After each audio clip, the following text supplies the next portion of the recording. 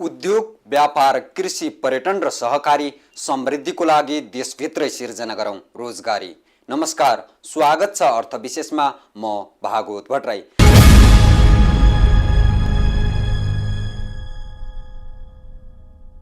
देशको आर्थिक क्रियाकलाप तथा त्यसले राष्ट्रिय अर्थतन्त्रमा पार्न सक्ने प्रभावको उजागर तथा विश्लेषण गर्ने साप्ताहिक कार्यक्रम हो अर्थ विशेष। समसामयिक आर्थिक क्रियाकलाप र त्यसले राष्ट्रिय अर्थतन्त्रमा पुर्याउन सक्ने सकारात्मक तथा नकारात्मक प्रभावको विषयमा कार्यक्रममा समीक्षा गर्छौं। दर्शकवृन्द, 6 दशक लामो नेपाली जनताको प्रतीक्षाको घडी सकिएको छ। 2007 सालदेखि आफैले चुनेर पठाएका जनप्रतिनिधिहरूद्वारा संविधान बनाउने जनचाहना पूरा भएको छ र तिनै जनप्रतिनिधिले निर्माण गरेको मूल कानुन लागू भइसकेको छ। अब जनताको जीवनस्तर विकास र देशको आर्थिक समृद्धिको समय हो। यसैको फलोअप अर्थ विशेषमा गर्नेछौँ भने नेतृत्वमा बसेका व्यक्तिहरूले अबको बाटो कसरी पहिचान गरेका छन् त्यसको समीक्षा पनि गर्नेछौँ। सुरु गरौँ आजका अङ्कका मुख्य झलकबाट। 1 महिनापछि देशवासीको नाममा सम्बोधन गरे प्रधानमन्त्री ओली। समाधानमा केन्द्रित नदेखिएपछि जनता भन्छन् पूरा गर्दैनन् कि आफ्नै बोली। ग्यासको अभावमा निरन्तर कष्टकर बन्दै गएको छ जनताको दैनिकी। विज्ञ भन्छन् विकल्पको खोजीमा सरकारको अध्ययन पुगेन कि। लामो समयदेखिको नाकाबन्दी र तराई बन्दको कारण व्यापार व्यवसाय न्यून। कूटनीतिक कमजोरीका कारण दबाव पुगेन कि भारतको अघोषित नाकाबन्दी खुलाउन। दर्शकवृन्द, नाकाबन्दीको कारण यति बेला देशले इन्धन सङ्कटको सामना गरिरहेको छ। सवारीको लागि सवारी साधन छैन, आगोको लागि ग्यास छैन, स्वास्थ्य उपचार गर्नको लागि शल्यक्रिया समेत रोकिएको छ, औषधि अभाव छँदैछ। तर यस्तो विषम परिस्थितिमा सरकारले आफ्नो भूमिका गौण बनाएको देखिन्छ। सरकारको नेतृत्व गरेको 1 महिनापछि आइतबार मात्रै प्रधानमन्त्री केपी शर्मा ओलीले देशवासीको नाममा सम्बोधन त गरे, तर ओलीको सम्बोधन केवल सम्बोधनका लागि सम्बोधन मात्रै देखियो। बाँकी यो रिपोर्टमा। देशवासीको नाममा सम्बोधन गर्ने कार्यक्रम पटक पटक तय गर्दै स्थगित गर्दै आएका प्रधानमन्त्री केपी शर्मा ओलीले सरकारको नेतृत्व गरेको 1 महिनापछि आइतबार पहिलो पटक राष्ट्रको नाममा सम्बोधन गरे। देश विषम परिस्थितिबाट चलिरहेको बेला धेरैभन्दा धेरै दलको समर्थन र बहुसंख्यक नेपालीको चाहना अनुसार बनेका प्रधानमन्त्री ओलीको पहिलो सम्बोधन कस्तो होला सबैको कौतूहलताको विषय थियो। इन्धन सङ्कटको मार खेपिरहेका देशवासीले प्रधानमन्त्री ओलीको सम्बोधनबाट त्यो पाएनन् जे उनीहरूले चाहेका थिए। वर्तमान सङ्कट कहिलेसम्म, त्यसको विकल्पमा सरकारले के कस्तो तयारी गरेको छ लगायतको विषयमा प्रधानमन्त्री ओलीको सम्बोधनमा आउने धेरैको बुझाइ थियो। तर ओलीले जनताको त्यो अपेक्षा पूरा गरेनन्। त्यसो त ओलीको सम्बोधन सरकारको नीति तथा कार्यक्रम केन्द्रित देखिन्थ्यो। के थियो त ओलीको सम्बोधनमा देशको आर्थिक विकास र जनताको जीवनस्तर सुधारको सम्बन्धमा। चीनसँग जोडिएका नेपालतर्फका सडक स्तर उन्नति गरिने, सरकारले आत्मनिर्भरतातिर सार्थक र परिणाममुखी पहल गर्ने, 1 वर्षसम्ममा लोड सेडिङको अन्त्य गर्ने। सङ्कटको यस घडीमा हामीले आपतकालीन सहयोगका लागि गरेको अनुरोधलाई स्वीकार्दै मित्रराष्ट्र चीनले अनुदान स्वरूप इन्धन प्रदान गरेकोमा हार्दिक धन्यवाद दिन चाहन्छु।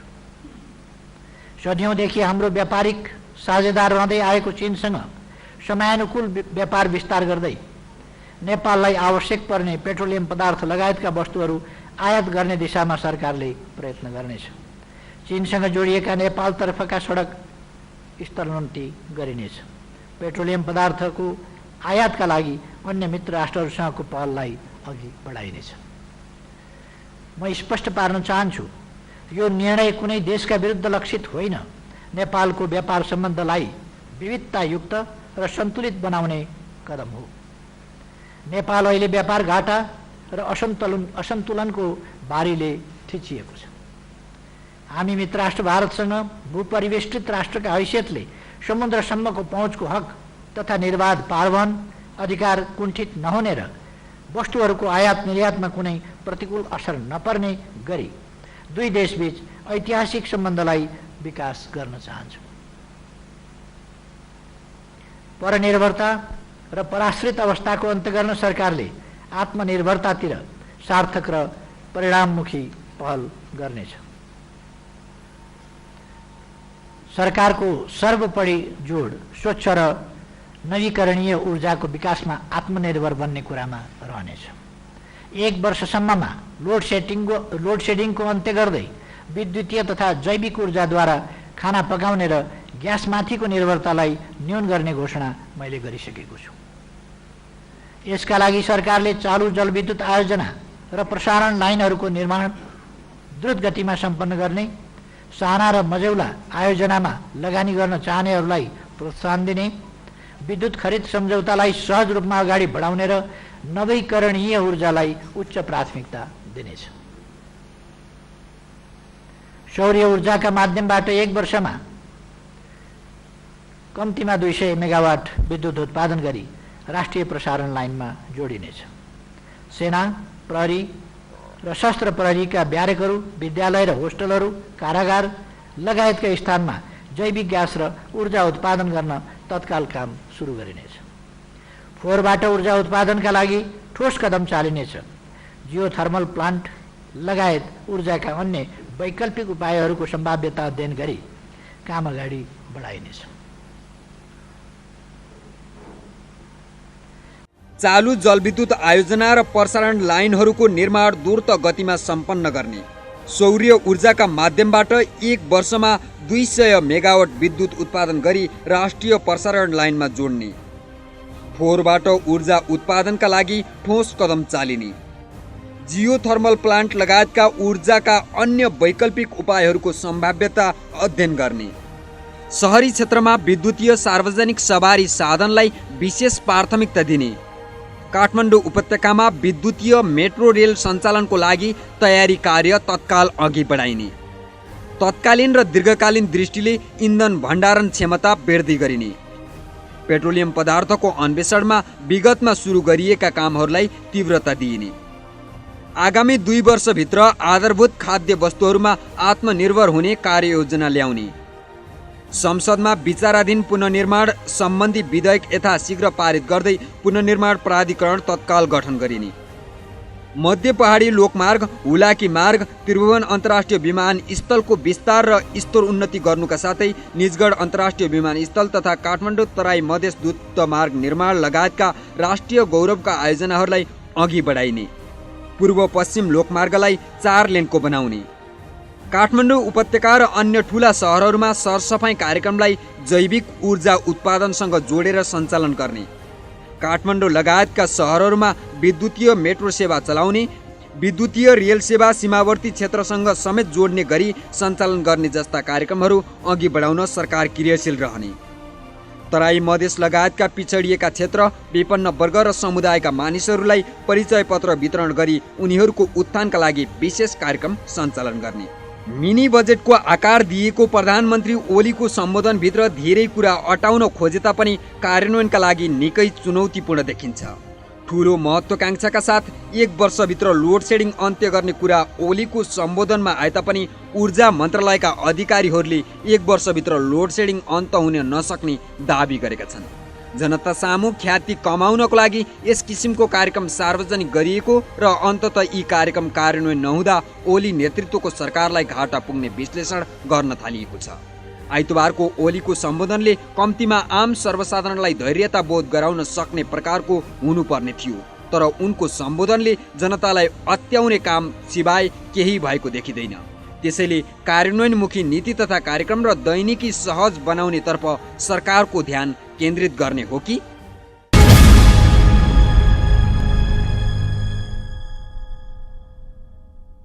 देश विषम परिस्थितिबाट गुज्रिरहेको बेला देशवासीहरूको समस्या पनि बढ्दै जाने कुरा स्वाभाविक हो, तर सरकारले समस्या समाधानका विषयमा जुन प्रकारको तदारुकता देखाउनु पर्ने थियो त्यो देखाएको पाइँदैन। यति बेला विशेषतः सहरवासीहरूको चुलो नराम्ररी प्रभावित भएको छ। ग्यासको विकल्पमा के कस्ता विकल्प खोज्ने भन्ने विषयमा सर्वसाधारण अन्योलमा परेका छन् भने सरकारले बेवास्ता गरिरहेको छ। कम्तीमा खाना पकाउने समयमा विद्युत कटौती नगर्ने प्रतिबद्धता जनाए तापनि सरकार आफ्नै प्रतिबद्धताबाट पछि हटिरहेको छ। आइतबारदेखि दाउरा वितरण प्रणाली सुरु गरिए तापनि त्यसको प्रयोग गर्न सर्वसाधारणलाई निकै चुनौती छ। बाँकी यो रिपोर्टमा। यति बेला सहरवासीहरूको चुलो नराम्ररी प्रभावित भएको छ। ग्यास छैन, मट्टीतेल पाइँदैन, अन्य वैकल्पिक उपाय अवलम्बन गर्न पनि खासै त्यस्ता विकल्पहरू देखिँदैनन्। सहरमा आफ्नै घर भएकाहरू त घरको छतमा आगो बालेर खाना पकाउलान्, तर भाडामा बस्नेहरूका लागि दाउराको प्रयोग कठिन छ। ब्रिकेट, हिटर जस्ता विकल्पको प्रयोगमा सर्वसाधारण लागे तापनि यी विकल्प त्यति सहज छैनन्। साथै बजारमा ब्रिकेट र हिटरको पनि अभाव हुन थालेको छ। पाइहाल्यो भने 5 गुणासम्म महँगो मूल्य तिर्न बाध्य छन् सर्वसाधारण। गोरले नआएको ग्यास छैन, खाना खानु पाइन्न। अब समस्या यस्तै छ, के गर्ने। अब लाइनमा बस्यो 2-3 दिन पनि पाइन्न। अब त्यही पनि हाफ भन्नुहुन्छ, कहिले पाइन्छ कहिले पाइन्न। लाइनमा बस्दा बस्दा थाक्यो, त्यही भएर यो राइस कुकरले न। पहिलाभन्दा त अब बढी नै हो। अब पहिला अब 1400-1500 सयमा आउँथ्यो भने अहिले 1700-1800 पर्छ। अब जस्तै महँगो भयो भने खानै पर्यो। अब ग्यास छैन, त्यही भएर यसैमा खाना बनाएर खानको लागि लिन आएको। धेरै सर्वसाधारणले चाहिरहेका थिए कम्तीमा बिहान बेलुकाको खाना पकाउने समयमा विद्युत कटौती नभए हुने थियो। यो सम्भव थियो वा थिएन, सम्बन्धित निकायले अध्ययन गर्नुपर्ने हो। तर जनताको यही आकांक्षा पूरा गर्ने नाममा सरकारले भन्यो सो समयमा विद्युत कटौती हुँदैन। केही दिन अघि मात्र उपप्रधान एवं ऊर्जा मन्त्री टोपबहादुर रायमाझीले बिहान बेलुका विद्युत कटौती नगर्ने प्रतिबद्धता जनाएका थिए। विभागीय मन्त्रीले नै यस प्रकारको आश्वासन दिएपछि सर्वसाधारण खुसी नहुने कुरै भएन। तर त्यसै साँझ खाना पकाउने समयमा विद्युत कटौती गरियो। अर्को दिन बिहान र बेलुका पनि यस्तै प्रकारको समस्या सर्वसाधारणले भोग्न बाध्य भए। राजधानी काठमाडौँमा चुलो बाल्नको लागि सरकारले पुनः अर्को विकल्प खोज्यो। सोही अनुरूप आइतबारदेखि राजधानी काठमाडौँमा दाउरा वितरण सुरु गरियो। सरकारले दाउरा वितरण गरेर चुलो सहज बनाउने त भन्यो, तर त्यसको व्यावहारिक पाटोको विषयमा भने सरकारले बुझेन वा बुझेर पनि बुझ पचायो। काठको एक मुडो सरकारले बेचिरहेको थियो र त्यही मुडो किन्न सर्वसाधारणको लाइन निकै लामो थियो। जब मुडो किनियो त्यसको प्रयोग गर्ने विषयमा सर्वसाधारण अन्योलमा थिए। एक त आफ्नो कोठासम्म कसरी लैजाने, अनि त्यो मुडो कसरी काटेर सानो बनाउने अथवा बाल्न लायक बनाउने, अनि भाडामा बस्ने सर्वसाधारणले कसरी त्यो दाउरा बाल्ने। समस्या माथि समस्या।